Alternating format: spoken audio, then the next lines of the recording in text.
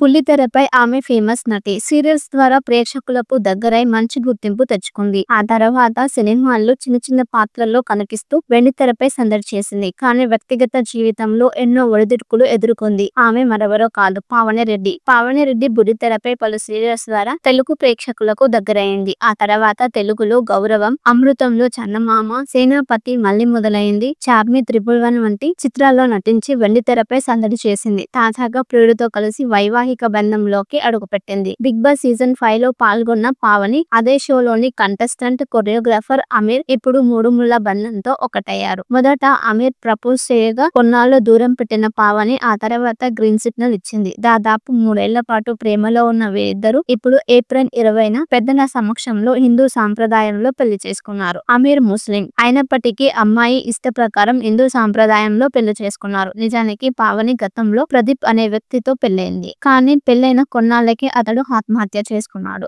బుల్లితెరపై ఆమె ఫేమస్ నటి. సీరియల్స్ ద్వారా ప్రేక్షకులకు దగ్గరై మంచి గుర్తింపు తెచ్చుకుంది. ఆ తర్వాత సినిమాల్లో చిన్న చిన్న పాత్రల్లో కనిపిస్తూ వెండితెరపై సందడి చేసింది. కానీ వ్యక్తిగత జీవితంలో ఎన్నో ఒడిదుడుకులు ఎదుర్కొంది. ఆమె మరెవరో కాదు, పావని రెడ్డి. పావని రెడ్డి బుల్లితెరపై పలు సీరియల్స్ ద్వారా తెలుగు ప్రేక్షకులకు దగ్గరైంది. ఆ తర్వాత తెలుగులో గౌరవం, అమృతంలో చందమామ, సేనాపతి, మళ్ళీ మొదలైంది, చార్మి, 111 వంటి చిత్రాల్లో నటించి వెండితెరపై సందడి చేసింది. తాజాగా ప్రియుడితో కలిసి వైవాహిక బంధంలోకి అడుగుపెట్టింది. బిగ్ బాస్ సీజన్ 5 లో పాల్గొన్న పావని అదే షోలోని కంటెస్టెంట్, కొరియోగ్రాఫర్ అమీర్ ఇప్పుడు మూడు ముళ్ల బంధంతో ఒకటయ్యారు. మొదట అమీర్ ప్రపోజ్ చేయగా కొన్నాళ్లు దూరం పెట్టిన పావని ఆ తర్వాత గ్రీన్ సిగ్నల్ ఇచ్చింది. దాదాపు 3 ఏళ్ల పాటు ప్రేమలో ఉన్న వీరిద్దరూ ఇప్పుడు ఏప్రిల్ 20న పెద్దల సమక్షంలో హిందూ సాంప్రదాయంలో పెళ్లి చేసుకున్నారు. అమీర్ ముస్లిం అయినప్పటికీ అమ్మాయి ఇష్ట ప్రకారం హిందూ సాంప్రదాయంలో పెళ్లి చేసుకున్నారు. నిజానికి పావని గతంలో ప్రదీప్ అనే వ్యక్తితో పెళ్లైంది. కానీ పెళ్లైన కొన్నాళ్లకే అతడు ఆత్మహత్య చేసుకున్నాడు.